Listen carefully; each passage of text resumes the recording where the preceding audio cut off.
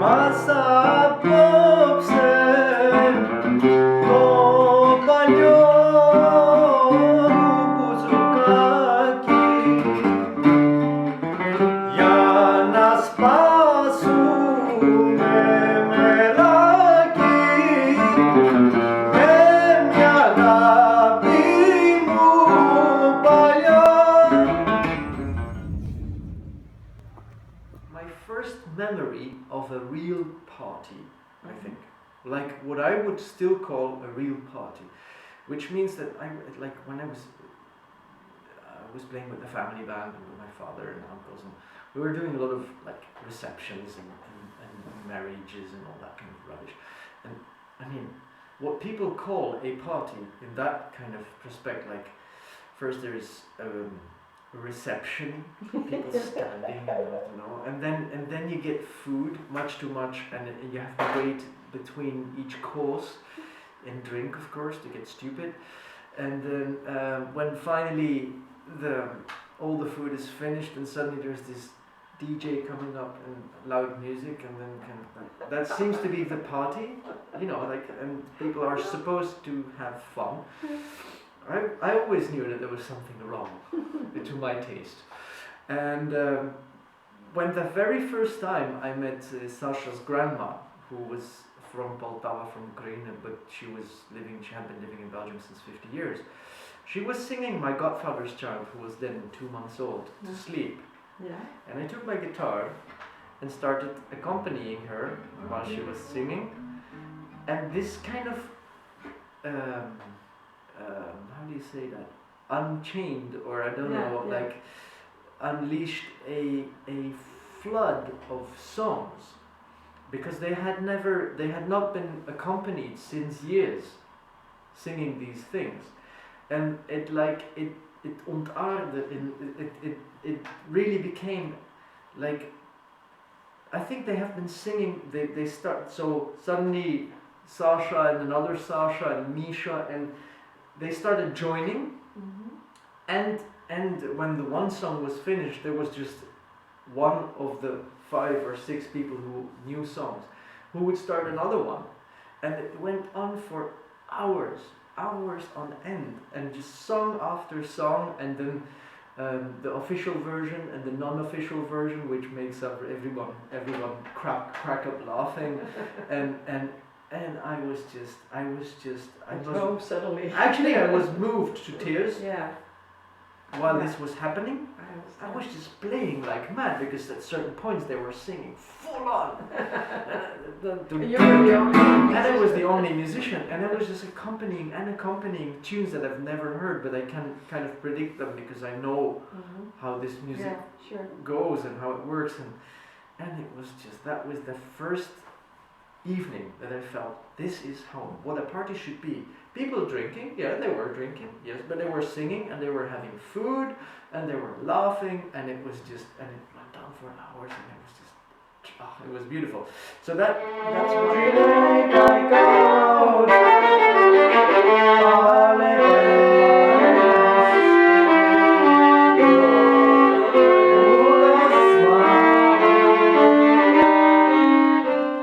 quite the same period, but then Hungarian I was not learning. I mean, Russian I just learned with people, communicating, listening, and asking, what's that? And okay.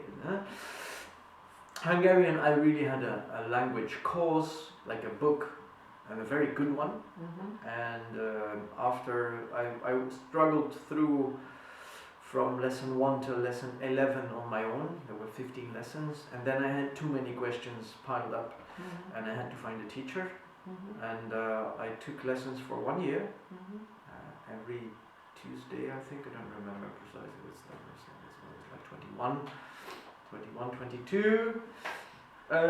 But I knew I have to learn Hungarian if I wanted to learn a certain style of music that I absolutely wanted to. And you sing that now too. And I speak, I think my Hungarian is actually better than my English or French. Wow. So it almost became it almost became a bit like my mother tongue in a certain way, in a certain period of my life. because I had been, of course, at a certain point I was together with a Hungarian lady, and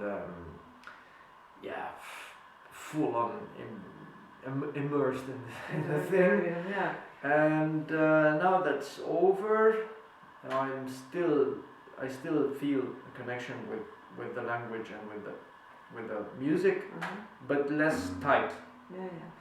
And then when I was 29 something, the Romanian came, and my Romanian could be quite good, but for the moment I'm not really often using it, and I miss a bit of practice.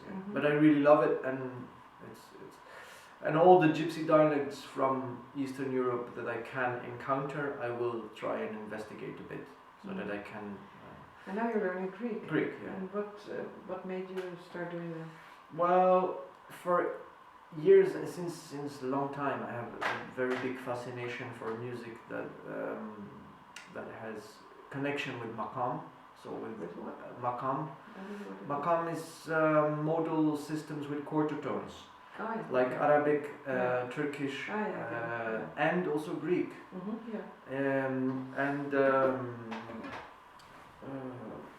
Now I'm lucky enough to have met Dimos Vujukas, who is a Greek accordion player, a very nice chap, who lives in Brussels now, has been living in Brussels since 3 or 4 years, and we have a trio together. That's the guy who was playing yesterday? Yeah. And but yesterday we didn't play any Greek stuff, but we did some Taksim-like things, like solo in Maqam style, but wow. But anyway, what I wanted to say is that meeting Dimos and going to Greece twice, and I cannot go to a country. I don't like to go to a country where I don't speak the language. Yeah, I have the same, and I always go to a country for a reason. Exactly. I'm not just touristing around. There's always something that I want to do. Like in the past, I was very much involved in development work, so I went to third world countries, and that's why I learned different languages. To be able to speak with children and to speak with people who were who had no education, couldn't read or write, so I would not be dependent on an interpreter. So because you never know what they will interpret and what they want to interpret. Exactly. And that really makes your whole life so much more interesting. Totally. I really love it. But so that's for you is the same as for me. If you learn a language, it's because there's a reason that you want to know that language, and not just because it's a hobby to learn languages. No. And the reason is usually you have some connection with that country, and you're going to do something there, isn't it? Yeah, exactly. Like my dear friend Mustafa is always trying to teach me Arabic, and I love it. I love the sound of it. But for the moment, it feels too far away. Yeah, exactly. You can't use it, and it doesn't make a lot of sense. But who knows? Yeah, maybe in 5 years I will. Yeah. Because I really love it, and I love the music, and I really like Mustafa and Clara and all those people whom I just met in Lebanon when I was there. And I'm learning more Arabic music as well, every now and then. So it's nice. It might just as well happen. But I mean, one thing at a time. Yeah, one thing leads to another. Yeah. I think what I also like about languages in English, I don't experience that because English is very natural already, of course, so many years of speaking English. But like with Russian, for instance, and Chinese, you must use your mouth in a different way, your throat and your tongue, everything goes in a different direction and makes different movements than you're used to. It's like gymnastics for your... Because people tend to think that when a child is in the belly, the sound is muffled because of all the stuff that is around it. And actually it's not that muffled because we are comparing to our experience when we go swimming and you get your head on the water. What happens is that your ears are full of air, and so the water and air are blocking the sound. But in an embryo, in place of an embryo, there is no air in the ears. There's only water, and that water is a very good transporter of sound. So it has most probably quite clear picture of all the sounds that are around him. Now I was also saying, we were talking about learning music. That here in Belgium, and I think in Holland as well, the first thing you have to learn is solfège, reading and writing notes. And only after 1 year you can start touching an instrument. And that's totally wrong. It is really, it's very wrong.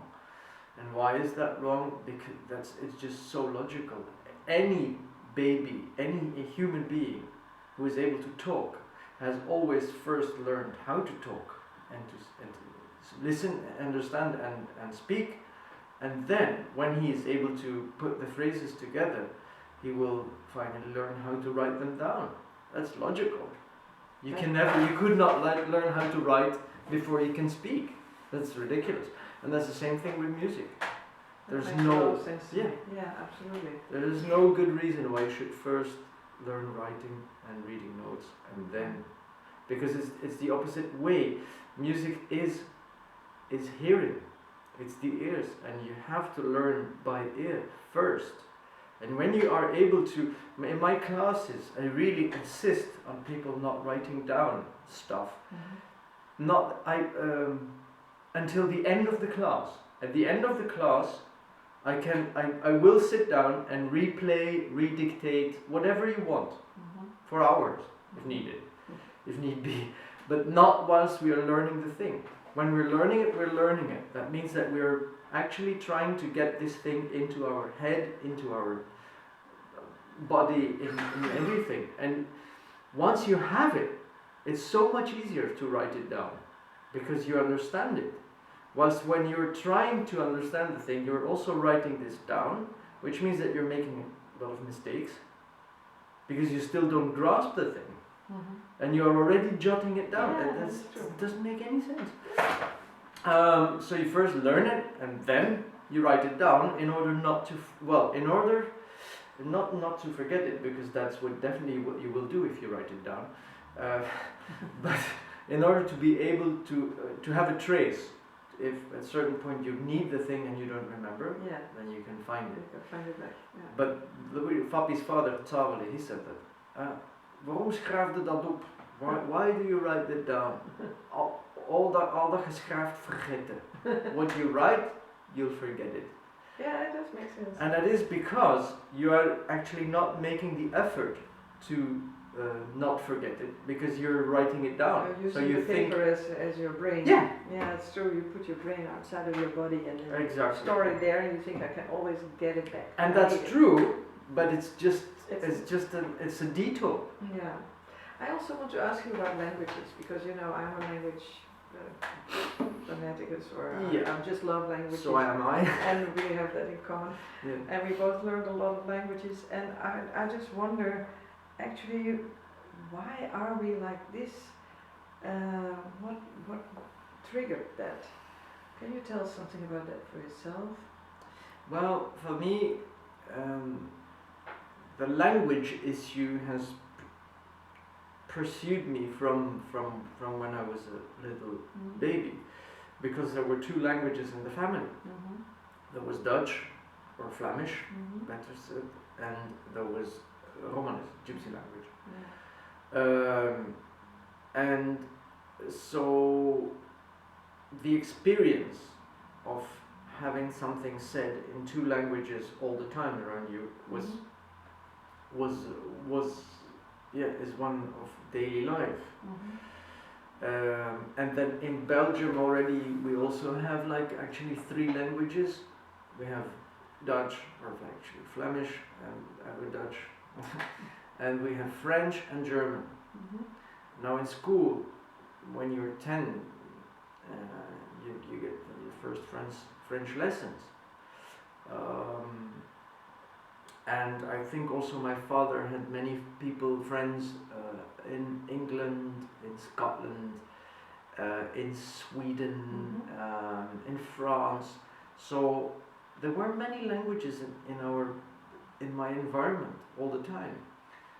And I just... so it doesn't seem so far away, maybe that's it. It seems more accessible. Yeah, it was very accessible. To some other people, maybe. Maybe, and also I just realized at a certain point I love them. Yeah. And I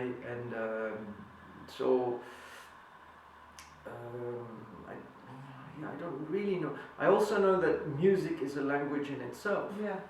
It is it's all about communication, and again all about the ears. Yeah. Memory and hearing. That's the two things that you actually really need. Yeah. All the rest, I mean, you can write and you can record, and that makes the illusion that music lasts. But music is also just like it's something that when I say now, it evaporates. It's already gone. That's and when you say it's something, very mystical about music. I think yes.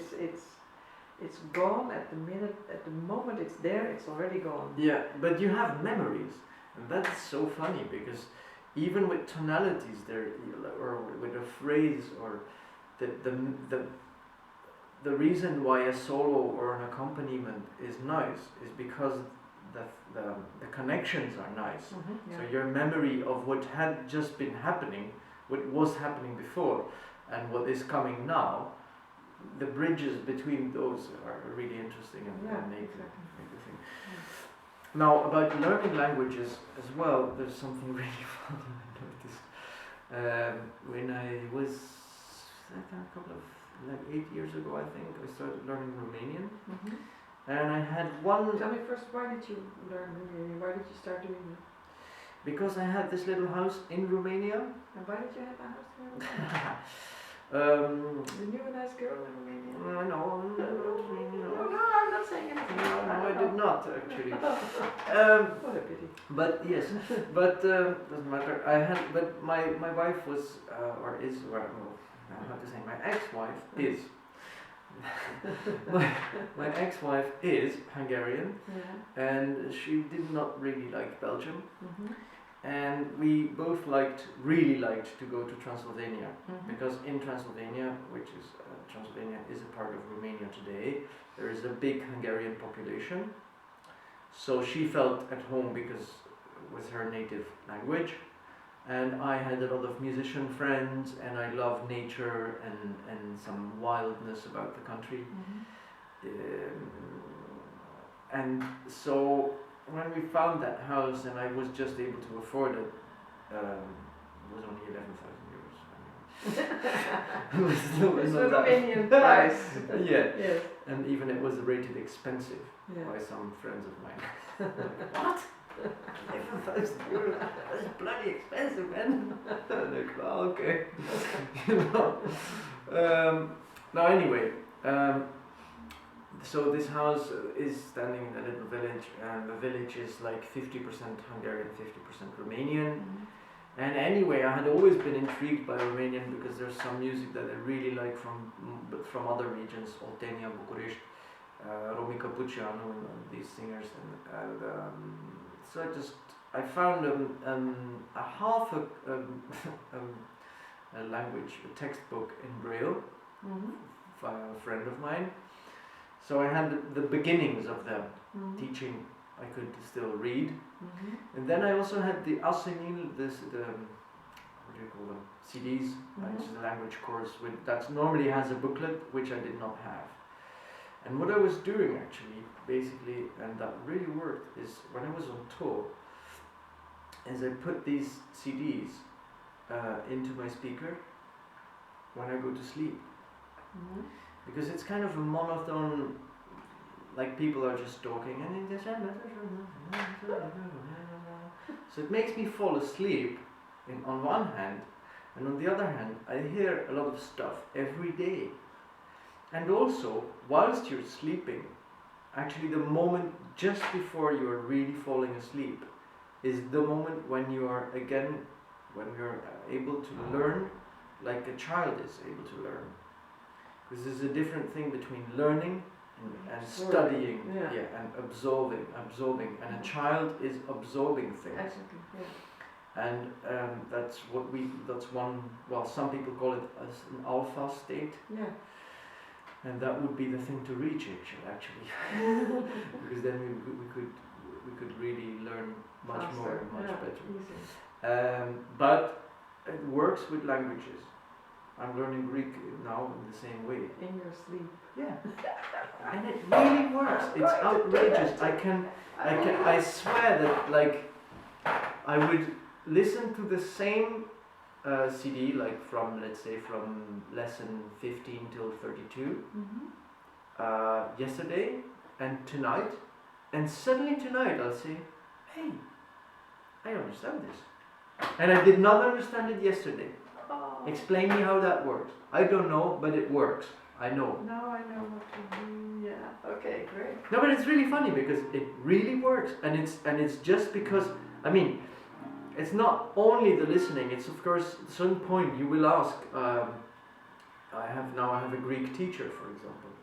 So I have tons of questions, and I get the answers, and then 2 weeks later, listening to the same recording, suddenly I'm, yeah, I got that answer already. Yeah, true. Yeah, and then suddenly you understand not one phrase more, but like 10. Oh. And that's really very nice experience. So what was actually the funny thing that you wanted to tell about when you were learning Romanian? Because I interrupted you, wanting to know all the background. No, well, the same thing, the Asenin thing, the CD. Yeah. So that it's not the book that taught me Romanian actually. Yeah. It's just the listening. It's again listening. hearing. Yeah. Hearing, and repeating. Yeah. That's what makes that is what. And in my classes as well, unless I'm very, very tired, I think I am quite able to endlessly repeat one phrase or one chord progression, rather than have people write it down and go to something else. Yeah, I would just you're very repeat it patient and repeat it. I like that. I do that too, and I mean when I learn, I do that too. Yeah, but that's the only way we can learn. Yeah, exactly. Just do it again and again and again. Again and again, and not going like, oh, I should know it now. No, you shouldn't. You cannot. No. The only way you will know it is to repeat it and be at ease. Yeah. Just do it, and again and again and again and again. And suddenly next morning you'll take your instrument and suddenly you will like, oh yeah, I remember this. And then suddenly it's easy, while it was not easy the day before. Yeah, that's what I said yesterday. I think learning is like a kind of magic. First you don't know something, and then if you just persist, after a while, you're suddenly capable of doing something or remembering or knowing something that you were not aware of before. Yeah, totally. Very impressive, actually, the tool. One of the first times I was deciphering a recording of some very quick violin piece. I really had set the goal, like I'm gonna do this now. I really want to. So I knew the piece, so I set the thing like. I don't like these things to slow stuff down, because actually I noticed that when something is not clear when it's fast, if you slow it down, suddenly you will hear the reason why it's not clear when it's fast, which is that the playing is not clear.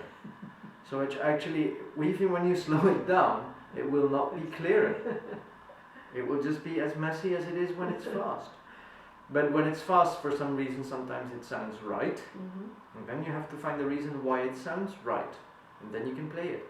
Now, but so I never use these slowing down things, but I would have a tape recorder, for example, with a very good, like, that reacts very quickly to pause and on, and you would like, so you have this recording that goes,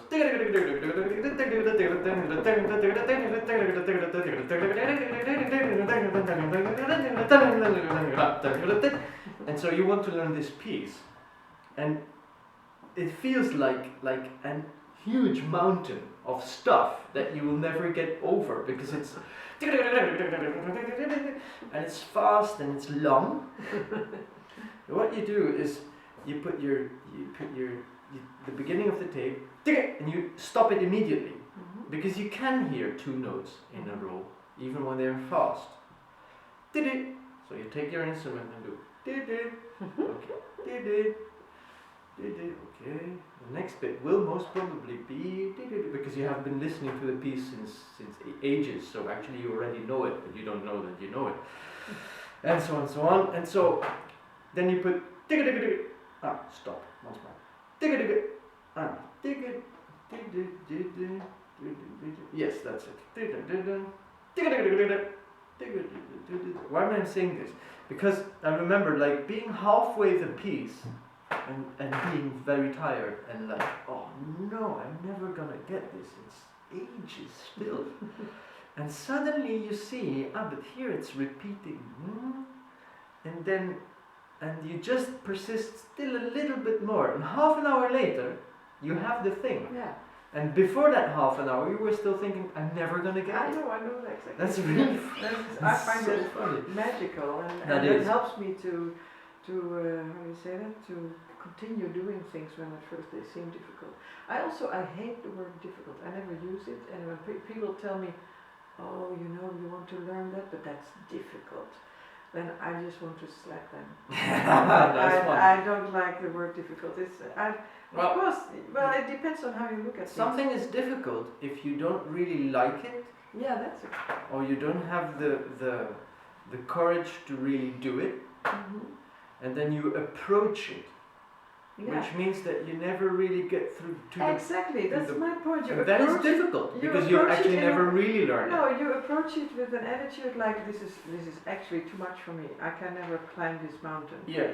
And I think I just love to climb the mountain, and I will see whether I reach the top or not. But I'm not gonna give up before I know.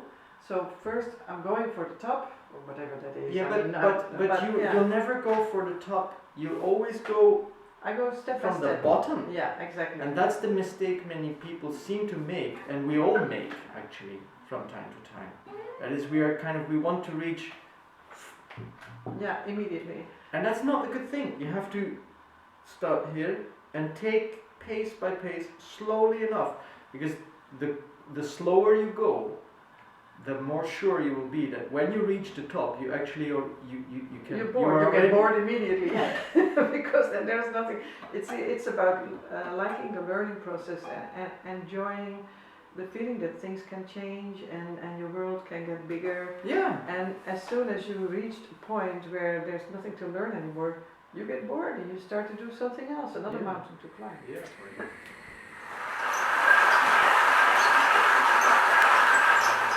I think when I was a child, or before I was born, the gap between the two cultures was still bigger. So my mom did not have an easy time, I can tell you, when she finally was married to my dad. Because before marriage it was really easy, but after marriage suddenly the old Gypsy people really wanted her to be actually more Gypsy-like than the youngsters themselves. And one can clearly see that, because now everything has changed. The way they clothe and the things that they accept they're much less strict about things. On the other hand, that also means that they lose a big part of their identity. And myself, look at me, I'm sitting in this apartment here in Brussels on my own for the moment, and this is kind of a very